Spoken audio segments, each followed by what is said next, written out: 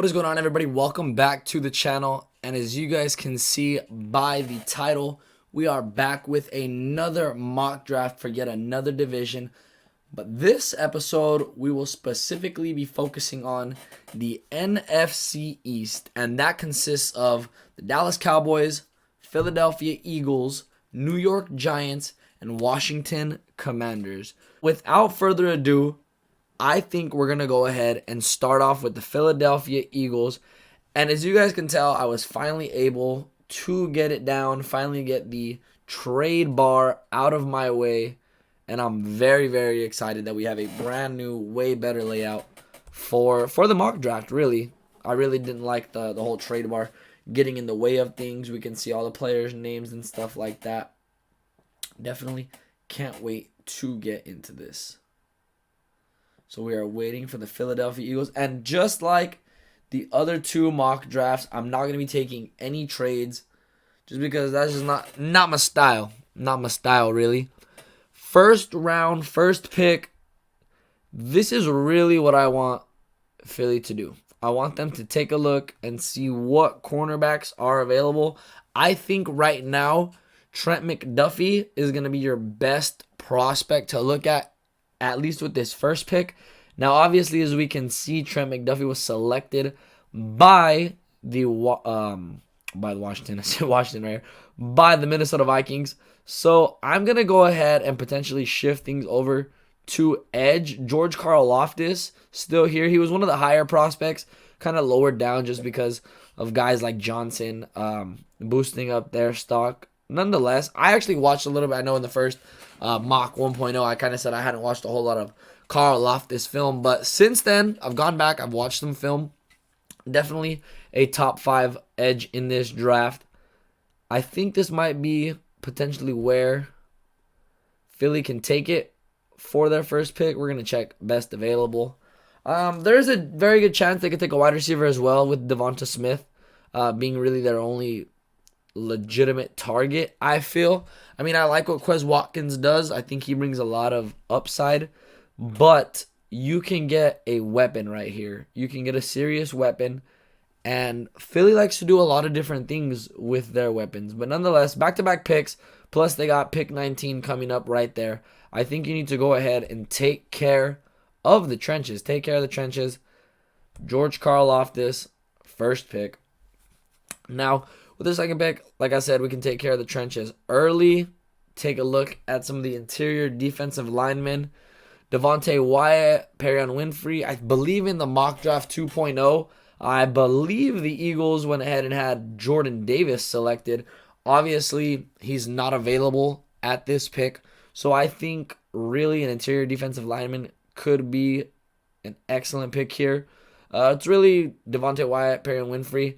And some of the other mock drafts that I did not being recorded, I did take Perion Winfrey a whole lot just because Wyatt wasn't available. But now that he's available, I'm going to go ahead and select Devontae Wyatt for the Philadelphia Eagles. And like I said, they have a pick coming up.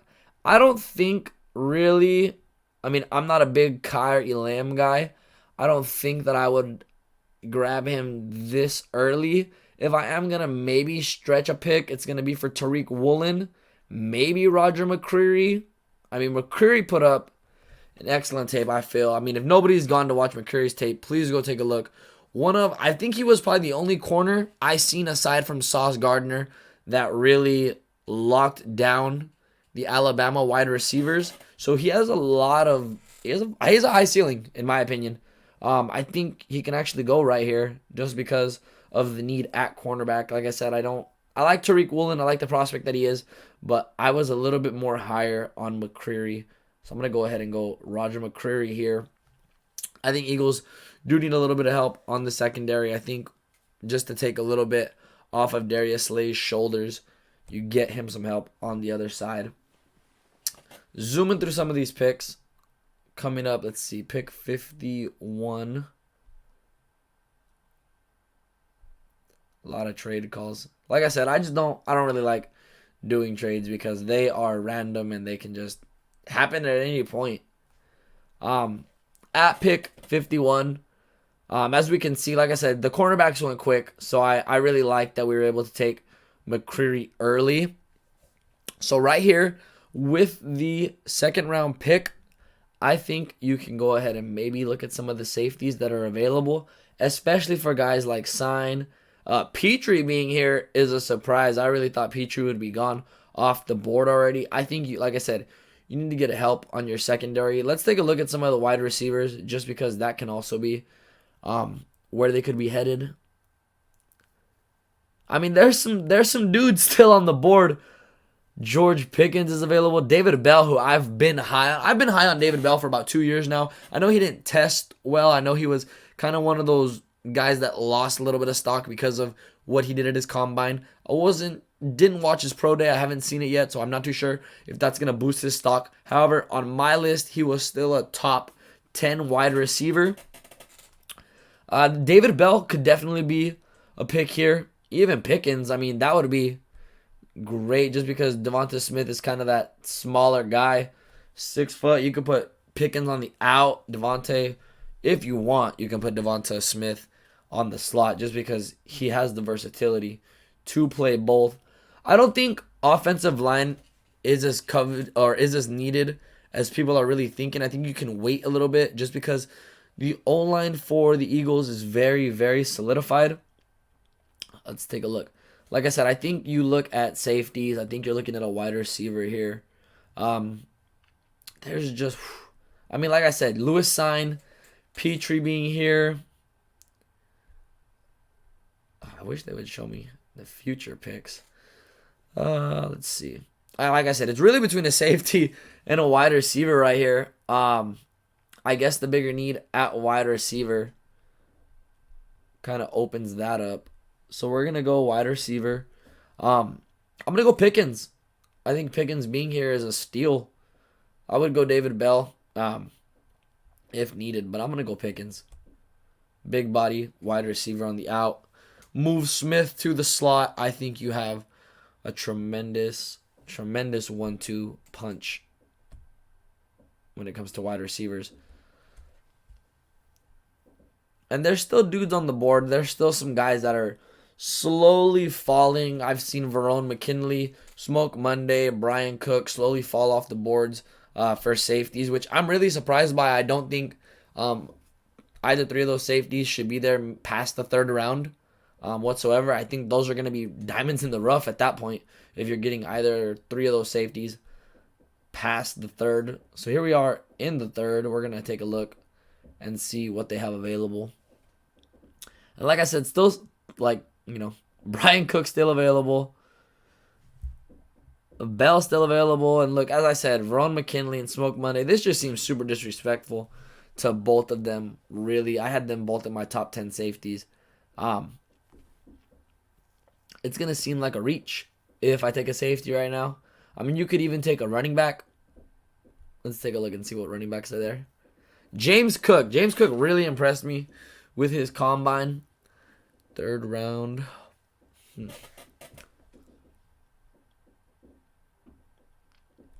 mean, you could even take a look here. Maybe get some depth with Kennard there. Like I said, it's not a big need, but with some of these excellent prospects still there, you kind of want to take advantage of that. With some of the safety slipping, I don't think that's a big target right now. For Philly, even though it's very, very emphasized, I think you wait maybe next round or even in the fifth. They got 3 picks in the 5th round, so you could definitely play around with those. I'm going to go with Kennard right here, though, just because he was an excellent prospect. Gives you a lot of upside on the line. And now we wait for the next pick. We just take a look at some of the picks that we have now. Kennard, Pickens, McCreary, Wyatt, Karlaftis, filling out a lot of the holes that the Philadelphia Eagles have. I'm going to try to fill out another one right now. Safety and running back. Even a linebacker could also be in play. Let's take a look at some of the safeties still on the board. And I mean, like I said, 2 impact safeties just slowly creeping down the board. Now, this is a guy that I really want the Eagles to take a look at, is Brian Robinson from Alabama. I think he can be an excellent backup for maybe a year or two before taking over If not, I really also liked Zamir White from Georgia. Where did he go? Just seen his name. Zamir White here. Hassan Haskins too, slowly creeping down the board. But I think Brian Robinson is going to be the pick that I go with. I think Eagles definitely need some depth at the running back position. They just haven't been 100% healthy there back-to-back seasons. I think you get a running back in there with a fresh set of legs. You get a little bit of youth on your side. Not saying that any of the running backs there are old, but, you know, you guys get what I mean. Another pick coming up, heading into round 5. And like I said, the Eagles have a lot of round 5 picks. We can see one here, one here. So very, very close together. I wouldn't even be surprised if they actually traded one of these picks later in the draft. Take a look at the safeties again, and guys are just falling. So I think you can get Verone or Smoke eventually at this 166 pick. And like I said, those are two dudes that will definitely help you turn your offense around. We take a look at some of the linebackers available. Jack Sanborn. I like Micah McFadden as well out of Indiana, but with Sanborn being here, we're going to take Sanborn. And I like that we're able, like I said, Philadelphia has a lot of picks they can do a lot with, and I really like that for them just because they're a team that I feel like can really take over their division this season. I mean, as biased as it sounds, because I have been rooting for the Eagles for about a year or two now because of Jalen Hurts. I think this is actually the year where they can go ahead and finally take over that position. Let's take a look here. Go to best available real quick. Safety, maybe get some depth. Like I said, you can get one of those safeties still. Brian Cook still being there. I loved him as a prospect. You could even get another wide receiver right here. Maybe another corner. Just because you can never have too many corners. The same way you can never have too many edges. Josh Thompson. Very nice. But actually, I think we're going to get them another weapon. And we're going to go Romeo Doubs out of Nevada. Very impressive wide receiver out of Nevada. He was Carson Strong's #1 guy this past season, and he did a lot with his receptions. He can definitely help out this offense. And like I said, the wide receivers on the Eagles outside of Smith are extremely mid. Like I said, Quez Watkins is on the rise, but I just don't think that he is that guy, really. Oh, Brian Cook off the board. Like I said, we're going to go ahead and grab Verone McKinley. Because if he's still on the board, that's an absolute steal for the Eagles to get him in the 5th round. I mean, it almost feels disrespectful selecting Verone this late in the draft. But if they're going to let him slide down this board, he will be a gem. He will be one of those guys that people are like, wow, how did he fall this late? I don't know. Man. I really don't. Now we can get some depth at the offensive tackle position. Like I said, you can never have too many players in the trenches as well. You just never know what can happen. Even though the Eagles line, I feel, is really solidified, you can still get some guys in there that learn from the savvy veterans that Philadelphia has just to set yourself up nicely for the future. Take a look at some of the picks. Verone McKinley, like I said, this is probably going to be my favorite pick for the Eagles at 166. Sanborn being available, 154. So, go ahead and take a look. As always, I'm going to put it right here on the front so we can see it. Moving on to the next team in the NFC East, I've decided to go with the New York Giants as the second team we go ahead and put some work into. I really like their picks. They have some things that they can do very early in the 1st, 2nd, and 3rd to their team. Like I said, I'm not going to be taking any trades. No questions asked. I believe they should take an offensive tackle with the 5th pick. Ike Mekwonu available is a steal. People are saying he could be a first-round pick. There's a lot of teams, Jaguars, Jets, Panthers, all out for offensive tackles. With their second pick, they can grab an edge. They can grab an edge here. And I've had them mocked with Jermaine Johnson or David Ajabo. So with Johnson here, I'm going to go ahead and select him. I really like what he's done as a prospect. Boosted his stock immensely. And now we wait for the Giants' next pick. I believe it's going to be in the second round. So please bear with me. Like I said, I'm not going to be taking any trades, even though they are blowing up our phone. All right, so moving on with their second round pick. Let's take a look at some of the linebackers. This is where I really want the Giants to head. I really think that they need a captain on their defense, someone that can really lead the way, something that they've been missing for a while now. Obviously, we can take a pick at some of the offensive linemen. Kenyon Green being there is a steal, but I think, truthfully, the Giants need someone that can head their defense. Christian Harris out of Alabama is a perfect selection. And we wait to the third round. Third round is where the Giants really can improve their team. And if they decide to go the Daniel Jones route, take Daniel Jones. I do think that Bridgewater could be potentially starting by week 6 or 7. So, if you guys see him starting week 6 or 7, you heard it here first. We go ahead and take a look at the best available. Now, Giants have some needs: safety, offensive line, and wide receiver. And we take a look right here. Mechie available. That seems like a steal. I actually had them taking other wide receivers, but with Mechie right here, it seems almost too good to be true. So I got to go ahead and draft the Giants a wide receiver because outside of Kadarius Toney, they do need some help. They need some youth in the legs. And who better than a top prospect out of Alabama in John Mechie? I'm actually a huge Mechie guy compared to Jameson Williams. And here we are. Now, losing Ingram does hurt.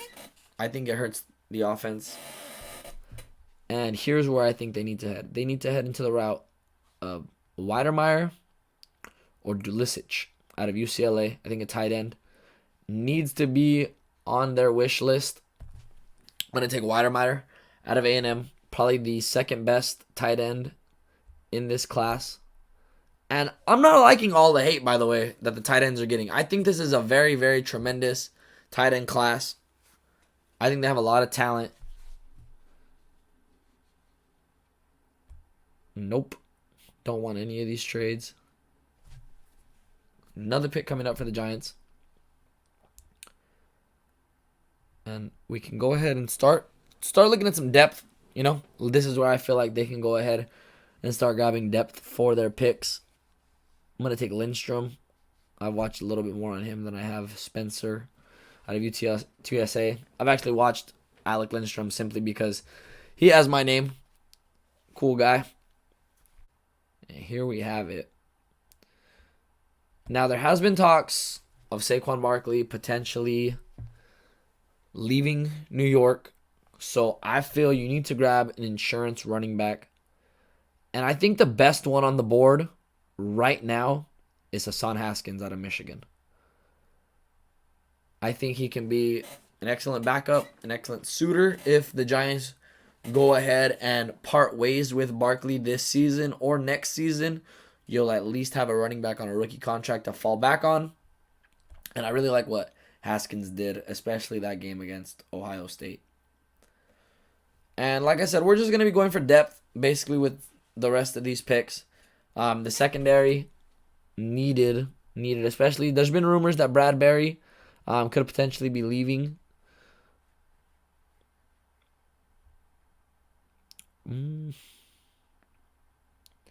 Waller's here. I like him. But I think the best... Dejon Warren also here. But I think the best prospect right now, cornerback-wise, is going to be Josh Thompson out of Texas. And I just feel like this is where the Giants need to get depth. I think with their early first 4 picks, they can really get guys that fill in those holes and make an immediate impact. But with some of these later rounds, they can definitely go ahead and grab depth guys for their team. I think a safety is something that they're going to have to target in free agency.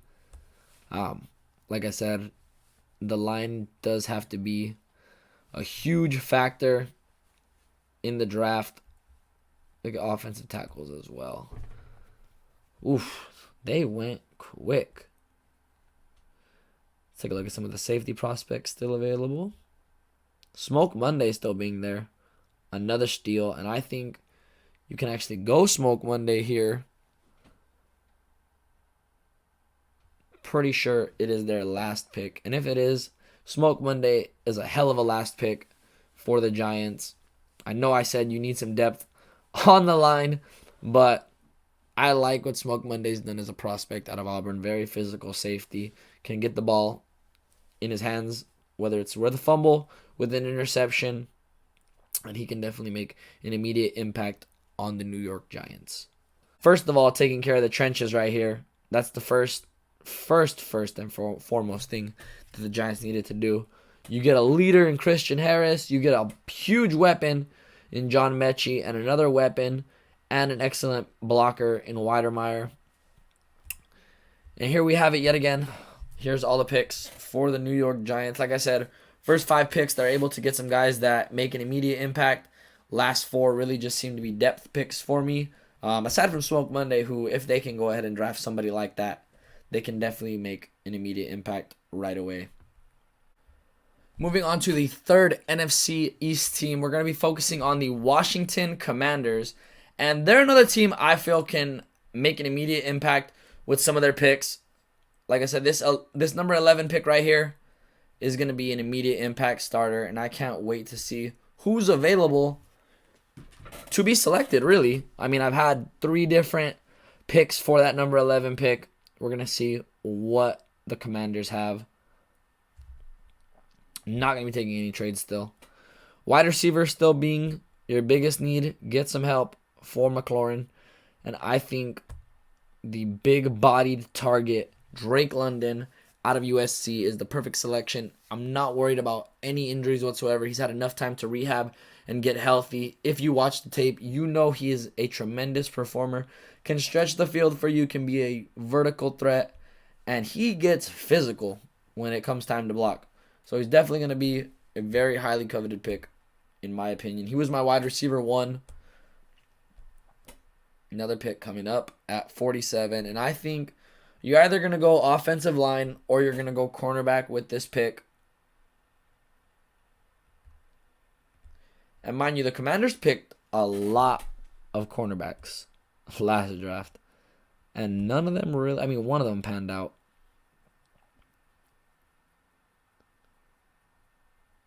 I think you can wait. I think you can really wait.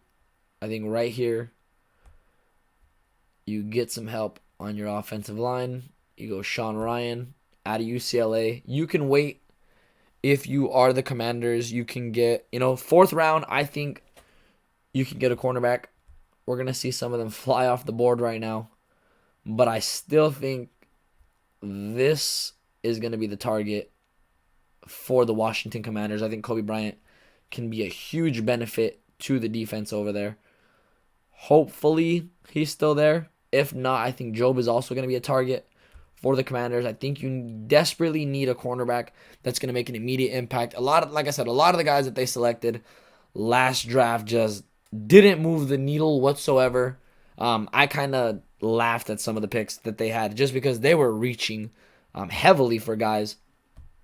But I think this is going to be the draft where they can, relax and chill and let some of these picks really fall into their lap. Like I said, Job, Kobe Bryant, between the two, I think Kobe Bryant's the better prospect. He didn't test that well at the combine. I'm not too worried. Like I said, I'm worried about what's on the actual tape, game time speed, all that. Kobe Bryant performed in game.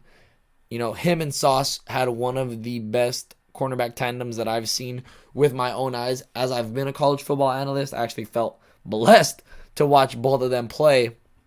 But like I said, man, they're tremendous, the both of them, and I think Bryant can make an immediate impact with the Commanders. Let's see. They don't have that many picks, surprisingly. They have the least amount of picks in the NFC East. Now here we are at pick 189. Now you've already taken care of cornerback. You've already taken care of really your top 3 needs. So I think you can go ahead and start looking at some of the other ones. I think they're good right now at tight end. I'm not too sure what the whole need at tight end is. Quarterback, maybe they wait till the last pick. But I think they do need to be in the market, for a safety. Out of all the prospects here, Marquise Bell is probably going to be one of the better ones. Verone McKinley's still here. Smoke Monday's still here. Already selected them to 2 different teams, so I'm not going to go ahead and go that route. I'm going to go the Marquise Bell route. I really like what he did. Probably the best HBCU safety in this draft. One of my top 10 safeties. Didn't get a whole lot of love from a lot of the top 10 lists that I've seen on some of the social media accounts that I follow. But nonetheless, I showed him some love. I think he's a hell of a ball player. And I think whatever team lands him is going to be lucky. And if the Commanders can land him at that pick, it's going to be excellent. So the Commanders taking care of their secondary, getting a corner and a safety. And here we have coming up at pick 230. And I really don't think this is a question. Just in case Wentz doesn't pan out, I think you need to go ahead and select quarterback. Even though there isn't any available anymore, which is a huge surprise. Maybe you don't get a quarterback. I mean, Derek King's probably the best prospect, but you did just take over Wentz's contract. Do you get a running back? I mean, maybe at this point they could go best available just because there's no quarterback prospects that I actually liked. And so almost every other mock draft that I had, there was quarterbacks available at that pick. But that is not the case anymore. So let's see what is available. Jermaine Waller could be a pick. I don't think they get a running back. I don't think this is a running back pick whatsoever. Maybe they get some depth on the line. At offensive tackle, maybe? Let's take a look.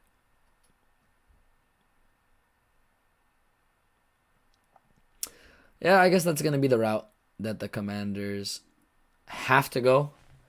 I do think the Commanders take, they do take some depth at the line here. Just because there isn't too many savory prospects. Like I said, the Commanders at this pick, at the last 2 picks, really could have go best available. They can get some depth. I am stumped for these last 2 picks. Truly stumped. Do you get another wide receiver? Maybe you get a linebacker.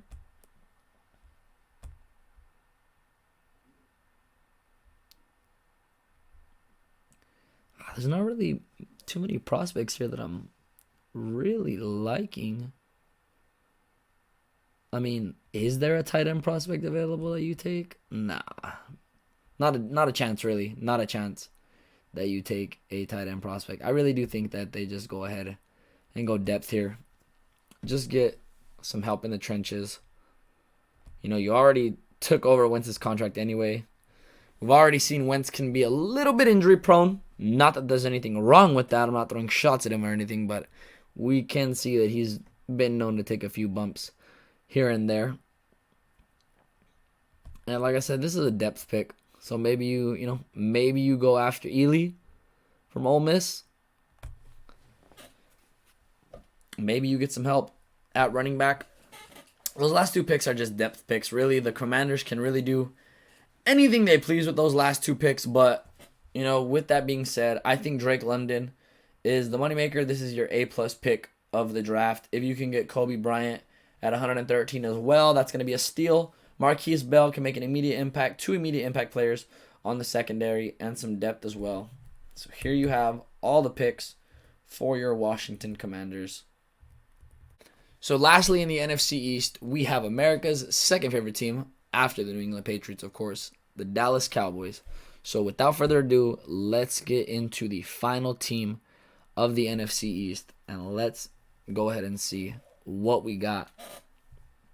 I don't think a lot of people are going to be pleased with the first pick that I make for the Cowboys, but it's kind of just where I've been stuck at for them, especially with everything that's been transpiring. Let's take a look. Not going to be taking the trade. Here we are at 24. And, you know, I really think they need to go safety here. But I see Winfrey on the board. And I think I'm going to go Winfrey just because I had them mocked with an interior defensive lineman before. And I think if the Chargers didn't take him right here, you can take Winfrey in the first round at pick 24 and be comfortable. You're not reaching for a safety. I have reached for Daxton Hill a couple times in some previous mocks for the Cowboys.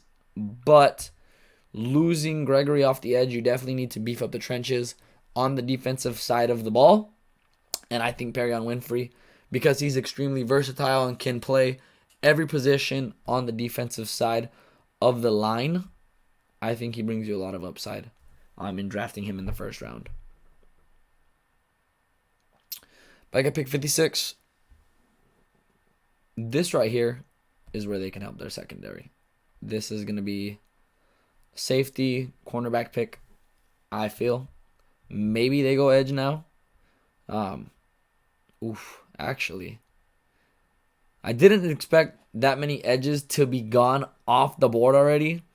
But before he's gone, I think this is going to be an excellent pick for the Cowboys. Logan Hall out of Houston. He's extremely physical, extremely mean. I love how powerful he is against some of the offensive tackles that he's faced. He can definitely help out the Cowboys. Like I said, it's funny that I had secondary in I think both of the mock drafts for the Cowboys. Let's take a look at the best available, see if there's a safety, or maybe even there's a cornerback available that's going to open up some eyes.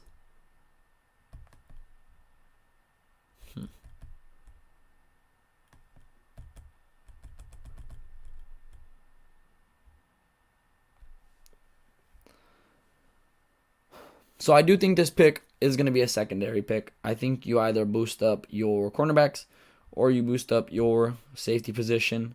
Both needing help. Nick Cross from Maryland is going to be a huge reach. A lot of these are going to be reaches. Brian Cook being there, already selected him. So it's going to look like cornerback might be in play. Let's take a look at some of the receivers. Yeah, it's looking like cornerback's going to be the play here at 88. And I really don't think there's a better prospect right now than Josh Williams out of Fayetteville State. Another HBCU guy, a guy that I fell in love with as a prospect.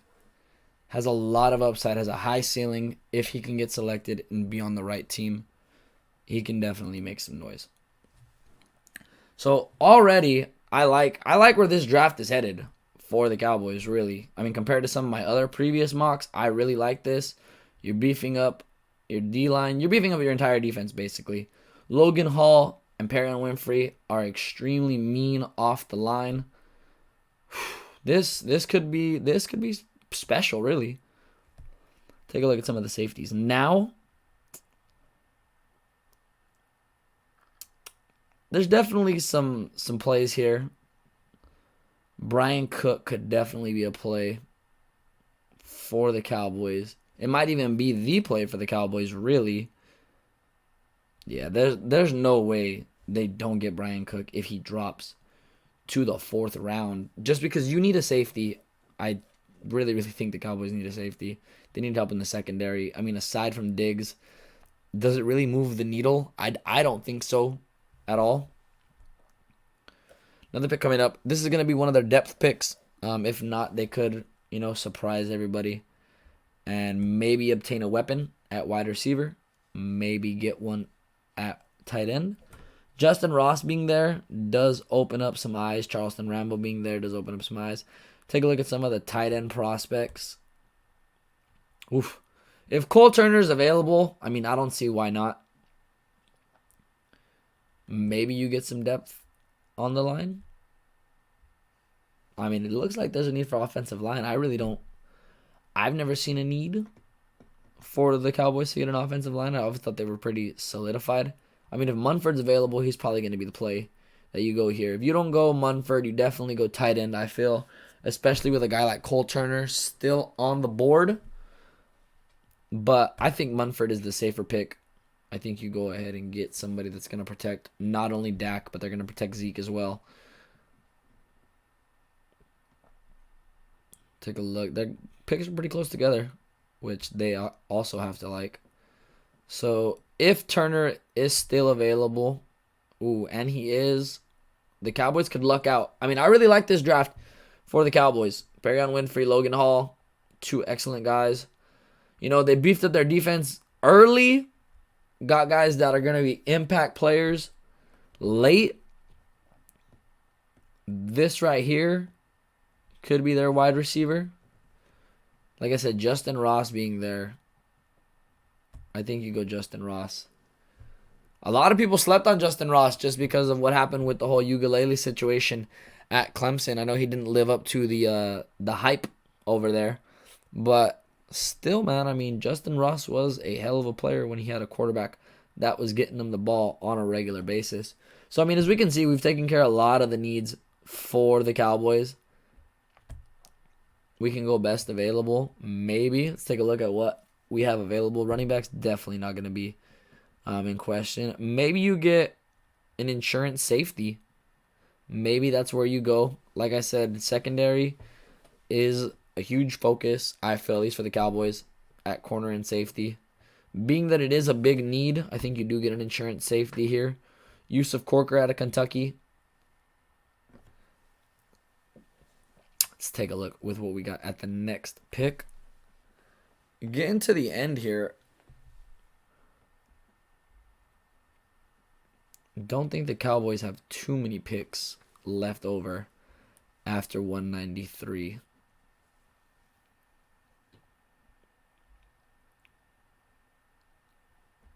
Let's take a look.